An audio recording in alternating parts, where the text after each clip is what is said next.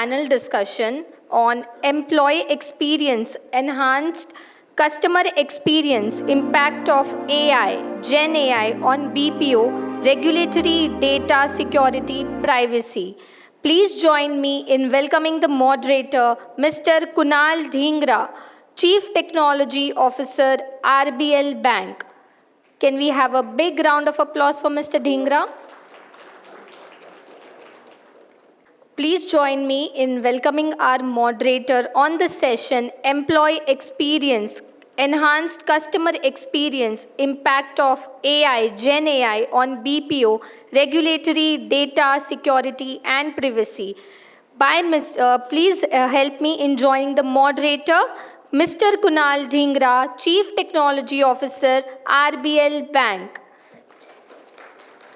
Kunal is an IIMA alumni, CIO 100 Hall of Fame awardee 2019 to 2022 with over 20 years of experience in digital transformation, project management, IT infrastructure and operations for multinational companies. Kunal has expertise in managing IT teams across various industries, overseeing project planning, scope definition, execution, and compliance with quality standards to ensure on time, on budget delivery. With experience managing global IT projects, including ERP implementations, Kunal excels in stakeholder management, system analysis, and technical specifications. He is skilled in digital transformation, IT modernization, large-scale rollouts, infrastructure management, and vendor management. Further, I would like to introduce our following panelists. Karan Chhabra, CEO, Acefone. Hasit Trivedi, President Chief Digital and AI Officer at Firstsource. Evani Keshav Rao, President Digital Banking at Yes Bank. Rizwan Shaikh, Associate Vice President, Project Management, IKS Health. Yashaswi Malot, Deputy Vice President Analytics and CLM at SBI General Insurance. Chinmay Patra, Director Sales, CXTI, APAC at CONCENTRIX. Can we have a big round of applause for Mr. Moderator and all the panelists? Over to you, sir. And first of all, welcome to all my esteemed panelists. Looks like a big data set to go through the AI channels and diverse data set so that AI output is good. Let me start with one question to all of you. How many of you think that you use some or the other format of AI in your personal and professional life? By raise of hands.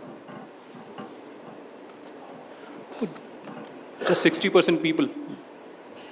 So other 40% think that you don't use AI in your life?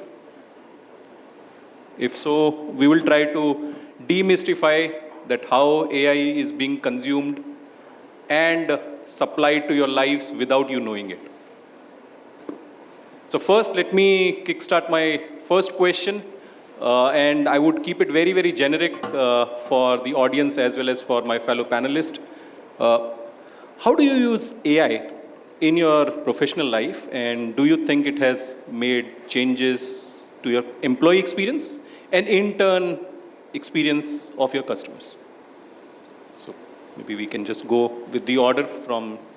Hello? Hello? Am I audible?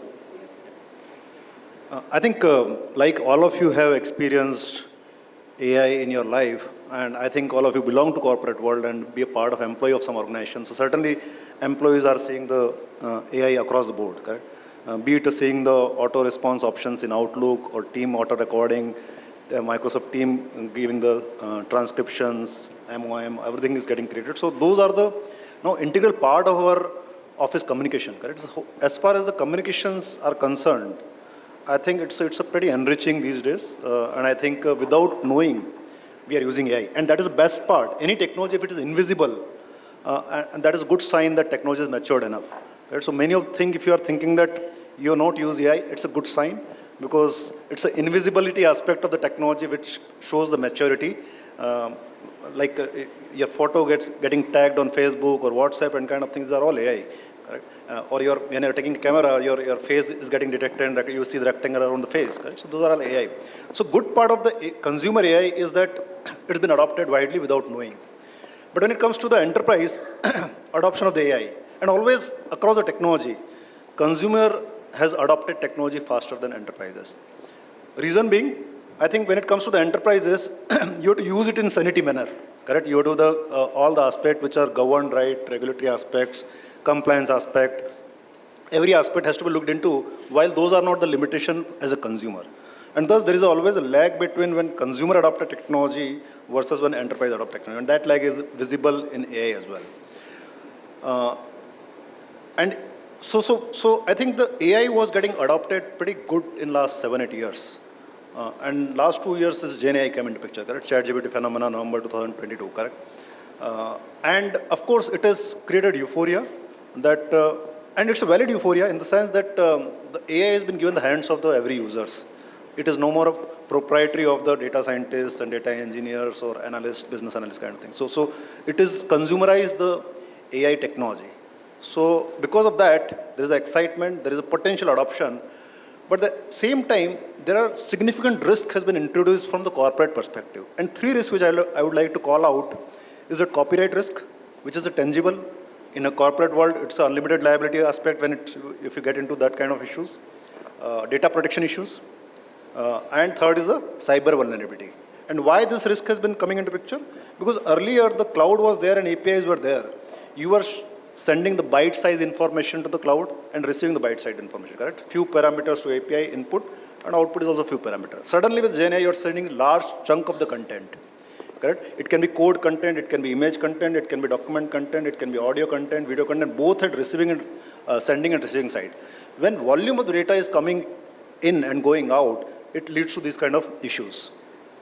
And thus, suddenly responsible AI is a serious topic. Earlier it was a topic of panel discussion only, like some of us will talk in some of the topic, but now it's really getting implemented because it's impacting the reputation, legal risk, financial risk, all the things are top of the radar of CXO. And thus, it's a good sign that the regulation aspects is getting talked in the corporate world, and thus it is a sign of adoption increase. Because once it's regulated, it will start getting adopted. And what we are seeing is that AI adoption in regulated industry is higher than the unregulated industry. Reason being, there are compliance and regulation checks and balances are already there. So the healthcare as an industry, for example, and I'm talking on behalf of US market because my corporate experience is mostly in US market, that was not a leader in any technology adoption. They were laggard always. But the first time as an AI technology, they are the fastest in adopting technology because it's the whole ecosystem is well governed, well regulated, checks and balances are in place. And thus, any technology adoption goes through checks and balances, and thus it becomes easier to use the technology in that ecosystem. So we are seeing that regulated industries are adopting technologies better from the customer perspective. And of course, because of these risks, there is a sudden slowdown in the adoption because of 3 risks which I said. But the good part is that it's become a top priority for everybody. And the creator of technology are also changing this thing. For example, earlier if you had given the ChatGPT the prompt that, okay, give me the code base to attack, do a cyber attack on, say, military of a particular country. It will give certain code base. Whether it's a good, bad, ugly, but it will give the code base. Now if you ask, it will deny. So the creator of technology are able to understand the intent of the questions or prompt we are asking and are able to take a decision to whether to respond or not respond. So that is gradually improving. It's not that all kind of malicious intents are captured, but the regulation aspect, creator of the technology and people who are adopting, all are being well aware now. It's improving. And innovation always precedes the regulations, correct? So when food came as a human mankind, the food regulator came little later on, correct? Currency came first and currency regulation comes this thing. Stocks came first and stock regulations came later kind of thing, correct? So innovation has come, like any other phenomena, it has come faster than the regulations and regulators are catching up. But it's a good sign that there is a catch-up is happening and it will be adoption will be faster. And I see very promising, promising adoption of the AI in corporate world. And the doomsdayer may say that, okay, it's a risky and kind of course it's a risky. Probably the closest technology which is riskier or equally riskier is the nuclear technology. But if a mankind could regulate those aspects also, we have not seen misuse so far, correct? It's a nuclear technology is close to a century old now, or maybe half century old, correct? But we have not seen any mishap because appropriate regulations are in place.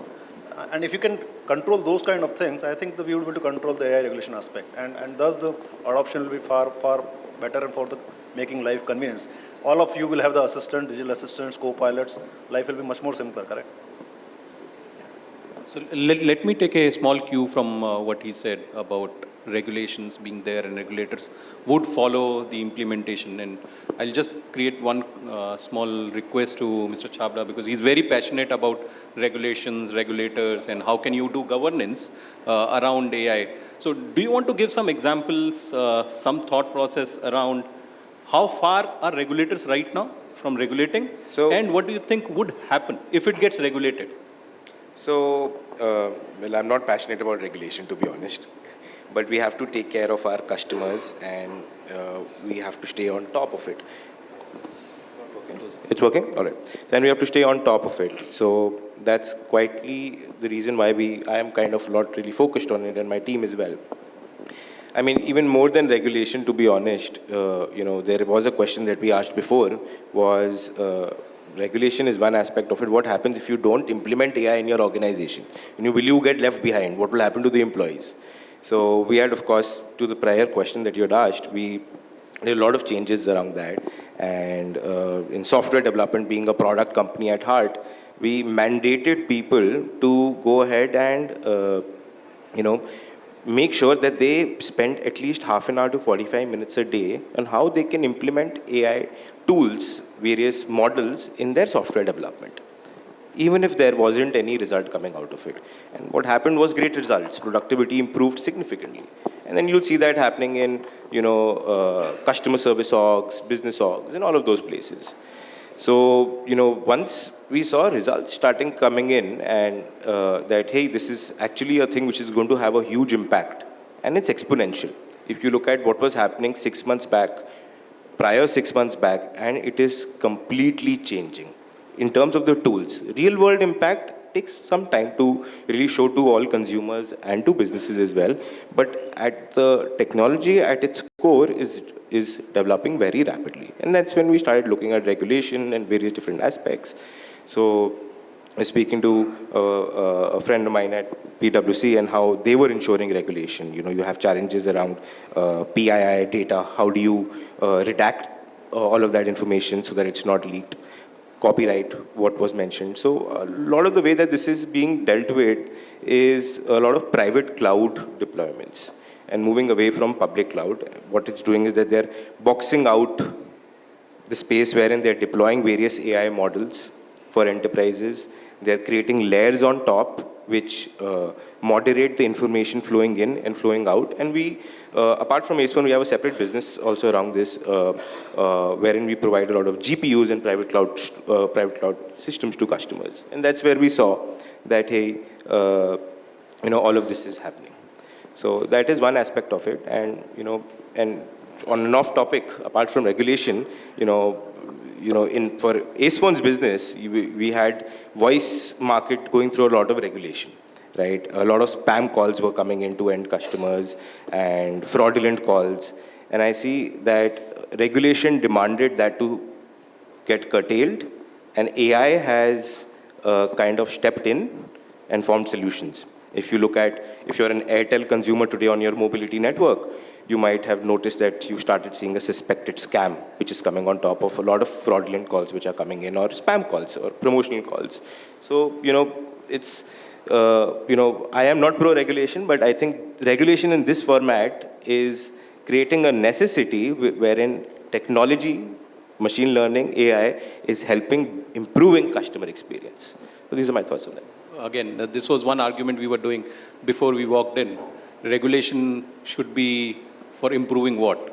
Improving experience or improving something else. So I think we can continue talking about this topic, Mr. Shaikh. what do you use? Do you use some or the other format of AI in your organization? If yes, then it is more towards the employees or more towards the external customers? And if there is a reason of picking one of them, what would be the reason? So basically, what we are seeing is the BPO organizations, the BPO industry is adopting a lot of technology, right? And we at IKS have transformed into a technology-led, human-in-the-loop organization. So we are trying to kind of develop a lot of technology products which can help the employee in the business processes that we work on, the operational workflows, right? So for example, I'll just talk based on one of the examples. I'm into the healthcare industry, and one of the most important and the most common outsourced business process is revenue cycle management. And it is a multitude of a number of services, a number of operational workflows, right? Which starts from managing a patient's schedules, kind of scheduling a patient and managing those patient schedules, right? And the entire business process is around optimizing the revenue, getting maximum revenue for your provider organizations or healthcare organizations through a multitude of services or processes that you do, right? And maybe a simple process outsource would be to kind of receive the calls and do the necessary scheduling, appointment booking of the patient. But if that process, the agents are assisted with an AI solution, which kind of provides them insights on the patient's preferences, their work schedules, and so on and so forth, right? It can help them provide more of a enriching patient experience by suggesting them the right schedules that they would be more comfortable for their appointments, right? And that is how we kind of empower our employees in kind of delivering the services, and in a results in a larger customer experience. Consumerism is another aspect here coming to picture. Healthcare is way far behind in consumerism, but it is catching up. In other industries, right, where you give a lot of power in the hands of the consumers, healthcare is also trying to do that. This is one way of kind of maybe increasing the awareness of consumerism, right? We want to ensure that the patient's preferences are taken into consideration. The other aspect is also, taking in the same use case, right? The main motive is to get the maximum revenue, right? And the appointments or the appointments are the major source of revenue for hospital organizations. If we are able to predict no-shows or late cancellations at the time of appointment scheduling or managing appointments, that will result in taking necessary interventions at the right time to kind of waitlisting other patients or kind of rescheduling the patients at an appropriate time. That will result in avoiding loss of revenue to the customer. That increases the customer satisfaction. So not just doing the necessary process, but kind of adding additional technology solutions to enhance that customer process and bring in the real business objective that they are looking for in the process. That is something that we Thank you. Very, very detailed and a great example on how AI can be given in hand of an employee and ultimately impacts your customer life. Why do you do business? Business is all about money. Business is all about you building your organizational pyramid, and pyramids are built with big stones. And you can't lift a stone if you don't have a pulley system. Pulley system is there is a very small pulley, and then you would have a bigger pulley and bigger pulley attached to it, which would help you making a very small force and ultimately give you a good output. So this is where AI could be used. AI could be that thread, and your employee could be that smaller pulley, and a customer would be on that big stone that you need to lift. Just give an AI intervention to your smaller pulley, which would help the bigger pulley to churn, and the stone can be lifted. And maybe in next few years, with regulations built around, we would have a better experience for our customers. And I'll take the same example or question maybe to Mr. Yashaswi. What do you use? Again, the same thing. Do you use it more on an internal side or more on an external side? And have you really seen some benefit out of it? Have things already improved, or you see in future things would improve for your customers? Sure. So before I'll talk about the use case, actually, let me first talk about importance of BPO employees or contact center employees. Please. Okay. See, nowadays, I think the BPO employees or contact center employees' role is very critical. Yeah. I think they have a power to make or break any brand image, all right? And nowadays, we have a net promoter score also in a company's rating. So their role is equally important, actually very significant. And with the help of all this AI and new technologies, I think we'll be able to exceed or surpass the expectation of any companies. With respect to AI, I think there are a lot of use cases. With respect to general insurance, I would like to talk about the one problem statement, wherein, as you all know, that in general insurance industry, usually the contract is 1 year, and around that renewal of that policy, we bombard customer. We used to bombard customer with all messages and multiple mode of communications.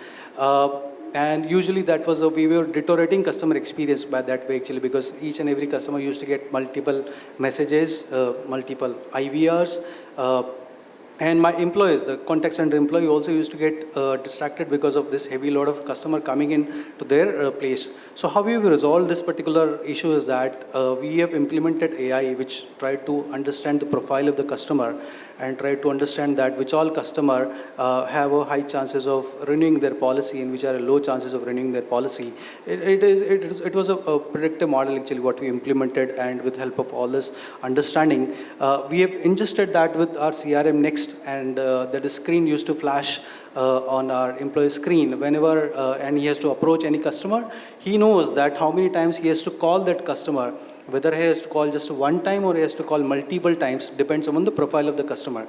And also, he used to categorize or summarize his content in a way that what he needs to speak with the customer. For example, if certain customers are price sensitive, so and that price sensitive information is reflecting on his screen, he'll change his content, he'll change his tone, and then he actually is talking that way.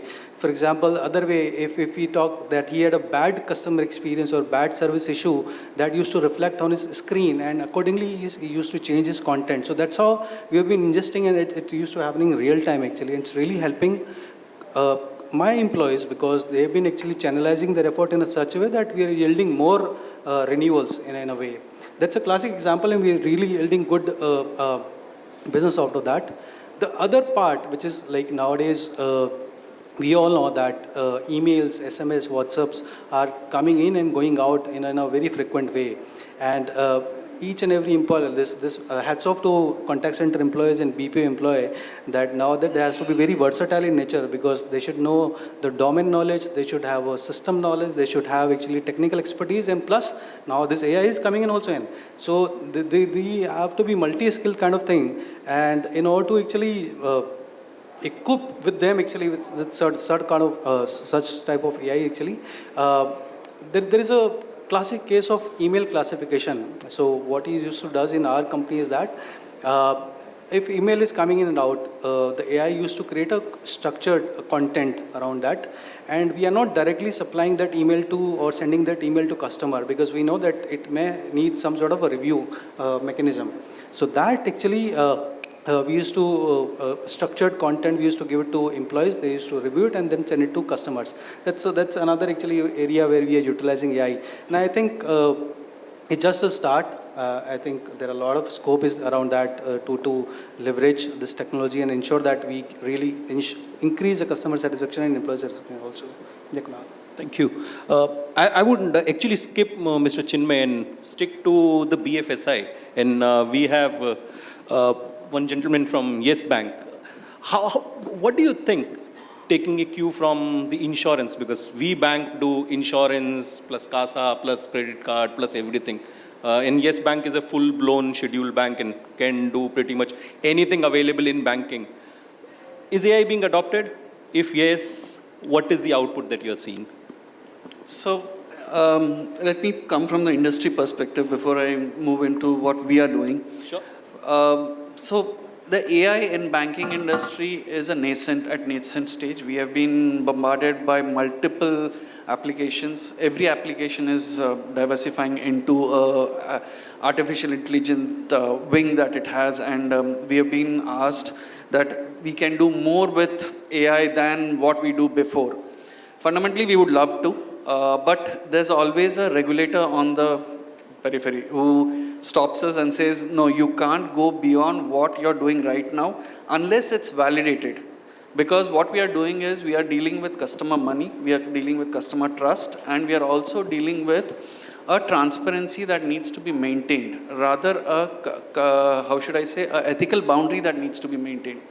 So whatever we are doing right now is inside that regulatory framework only. Once the regulatory framework opens up, yes, definitely there will be many other things which will be done in the banking industry. If I have to take few use cases which we are doing are around account aggregation, personalized finance management, where we gather data with user consent and then we analyze the data to tailor curated offerings to the customer. That's one space which is very clear. We know we can adopt, and I think the AI is doing a wonderful job helping us understand what the customer needs are, where his debt traps are, where his credit cards will fail. How do we offer him the experience that will leverage our product to him? That's one area I think where we are very clear and it's pretty much being executed. The second aspect is also on the internal employee experience. The employee raising tickets for internal problems with internal call centers or help desks. How do you optimize that? That's one more area where I think the AI is very prominently coming in to step up that all the repetitive tasks and automations which were more on robotic process automations are being moved into AI and solved at a very lower turnaround time than what we were doing before. These are two primary cases which I think are very prominent right now. Rest, I think, will come into place. The customer experience, the Gen AI chatbots and other pieces are still evolving. I think regulators are also keeping an eye on it, and we are hopeful that things will slowly evolve out for a better. I can definitely vouch for whatever he said. Our regulator is such, if we have to actually use an AI for XYZ or ABC, anything, we have to first report it to our regulator that this is a use case where we would be using an AI. They don't care what AI, they will first want to know, would you be using AI? So it's very regulated in banking. So, and I ensure you that your data and your money is safe with banks. So don't worry on that front. And now I'd finally go to Chinmay because now you pretty much run one of the biggest possible and most complex BPO ecosystem. And you serve pretty much any industry on the earth today. So how are you using AI and what kind of difference it is making? Are you using some specific use case for specific industries, or you have been able to create some generic use case which can be deployed across all industries? Yeah. So last 4 years, 3-4 years has been a phase of disruption. And it has been a phase of disruption both from the buying habits of the customer to how the contact center is managing it. So it's across. The customer is driving how they are buying, how they are interacting with the company. And it's phenomenal. The customer nowadays interacts with you in Twitter, he interacts with you in Instagram, he comes in WhatsApp, he wants to call you up. So there are so many channels where the customer is interacting with you. And on the other side, there is a contact center which has to ensure that they suffice to all the requirements which the customer is looking for. Because unless you do that, you will miss the major chunk of the customer. So I think because of this phase of disruption, both the customer and the employees and the contact center have matured a lot, and they've gone to a stage where they're using AI in a more advanced stage. So I will give you an example, and one of the examples from a contact center perspective, which we are using for a BFSI company. It's for collection. And we are using a conversation AI for collection, which most of the people thought that for collection it will be very complex. may not work because collection is a very complex conversation which you have with your customer. So all thought that it may not work, but as we went along and deployed it, it was very successful. And we then realized that we wanted to really go and say that what was the reason why it was successful. And few of the reasons were very alarming and we were not actually contemplating those reasons. One of the things is that when you talk about collection, empathy is key. When the agent is talking, they will always gauge and they will always judge a person. So when he replies, they will judge a person. But that will not be with AI. AI has been programmed and managed to have empathy. So whatever the customer replies, AI will always go with empathy and always talk to that customer with empathy. The second major thing which we saw is customer is hesitant to talk about his problem to an agent, human agent. But the customer is not hesitant to talk about his problem to an AI. So customer is openly telling his problem to an AI. Yeah, this is the problem, this is the status, and that is the reason why there is a problem for my payment. And believe it or not, both the bank and the customer want this stage to come because more often than not, bank will come with a solution when there is a problem which is on the table. And they will then come back to the customer and say, okay, you have this problem, probably this is the way we can manage it, and still you can actually give a payment, and you can be a good customer for us. So these things are happening. As things are evolving, as people are maturing, they are coming up with reasons which initially we don't think that these were the reasons why this has been successful. From an employee perspective, I will just give one more thing. We have recently launched a product which we call as IXLO. So you may be thinking that only the agent is interacting with you. No, actually the AI is also simultaneously interacting with you along with the agent. So the AI is actually listening to your conversation, reading your text, and giving the prompt to the agent that this is what you should talk, this is what you should give as a next best action. So I think the key is how cohesively we work with the AI, with Gen AI, and ensure that customer experience and employee experience are enhanced. Sure, thank you. I'll just take a small pause and would want to ask one question to people here on stage as well as in the room. What do you think, how old is AI? And how old is AI ecosystem? Anybody want to take a wild guess? How many it is almost a 100-year-old ecosystem? How many it is more than a 1,000-year-old ecosystem? Or how many it is almost a 1,000,000-year-old ecosystem? I think regression as an equation in mathematics, I don't know when it took birth. Since then it is there, correct? So regression is used for forecasting, correct? So linear regression is a formula. I don't know when it took birth, whether it's 1,000,000 or this thing. That is the first use cases, I think, in current world. I think people started using for forecasting, which is in popular for a long time. So those are there for a long time, and I think the every equation of maths and algebra and especially integration and differentiation, I think since then we are utilizing without knowing certain things. But yeah, I don't know when they took the birth. No, it must be a few thousand years. I am sure those mathematics equations are there for a few thousand years.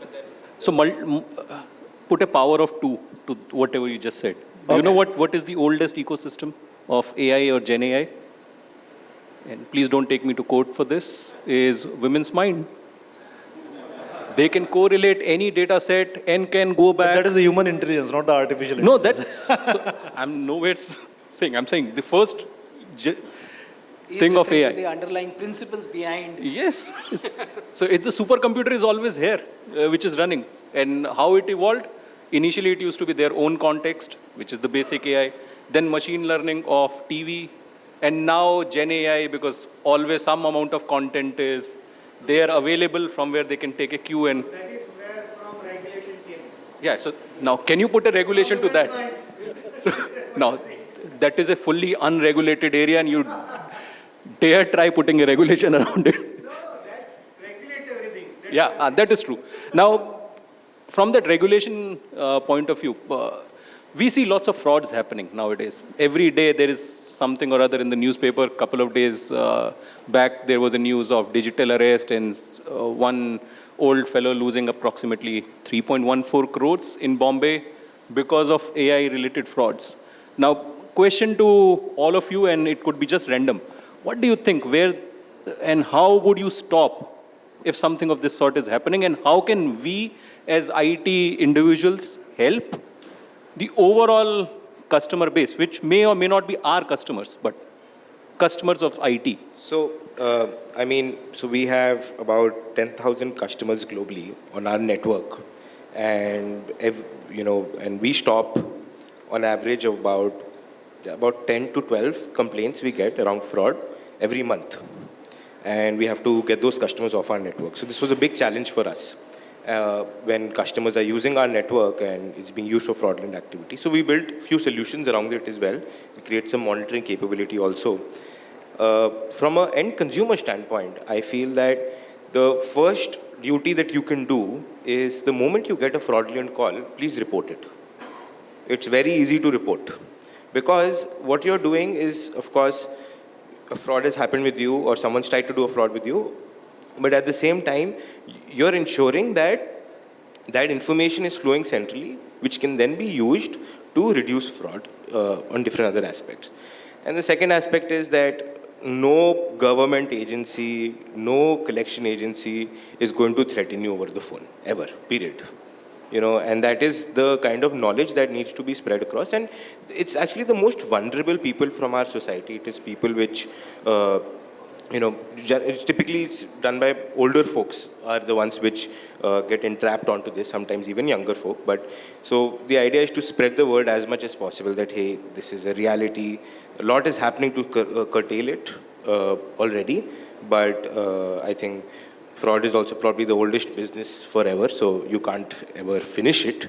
So the idea is to spread awareness as IT people and, contribute in ensuring that data is getting collected. And I'm sure you do a lot of algorithms in the banking sector to ensure and track. All of that is definitely something which happens. Keshav, you want to add something?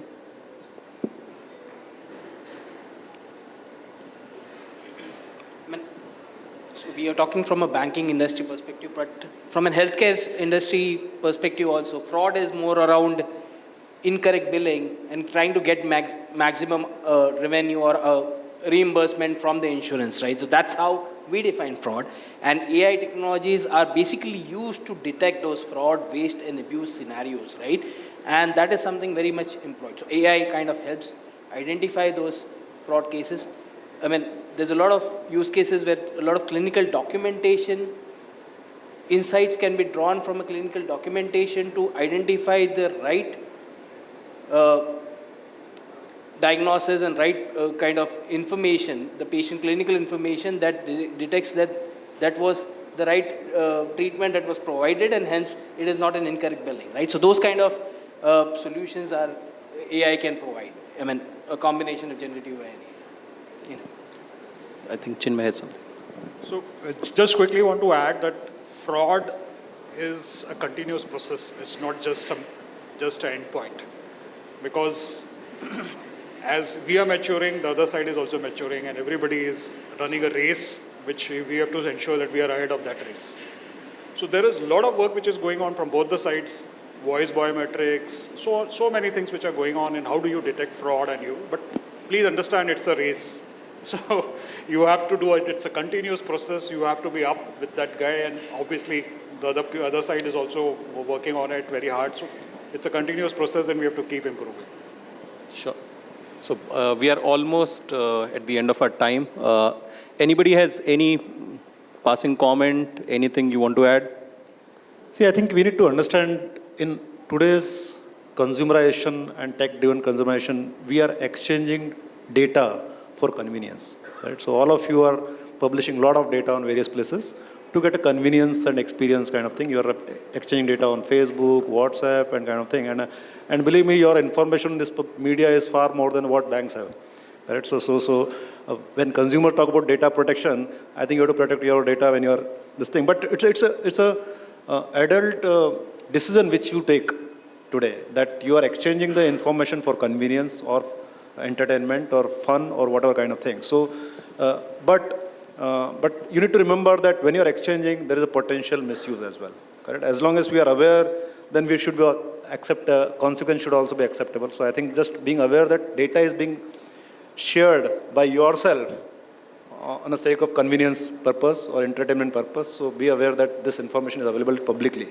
Correct? And with the technology like, this fraudulent technologies are always there because, but now with the Gen AI kind of technology, the speed and velocity and volume in which it can done at a very low cost and very high volume, it can be disastrous. So whole internet can be searched and scrapped in a reasonable few hours of time, correct?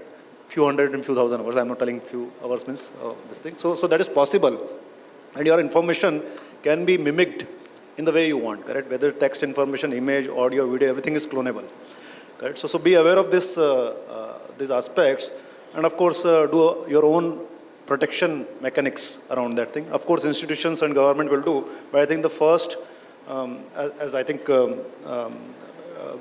Karan said that, okay, I think you need to be aware and self-governance and education around the things and dissemination of these information are very important to control these frauds. Yeah. Thank you everyone. I would just like to close this by saying AI is here and AI is here to stay. AI needs data. As much regulators would push to protect your data, data responsibility still lies with you, whether it is your official data or personal data. Keep your data safe, and there are other companies, regulators, and us as organizations always there to ensure that we protect your data.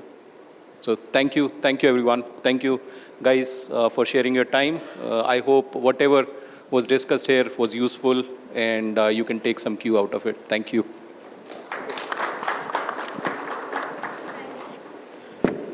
Thank you so much, Mr. Dhingra. Well, and thank you to all our panelists.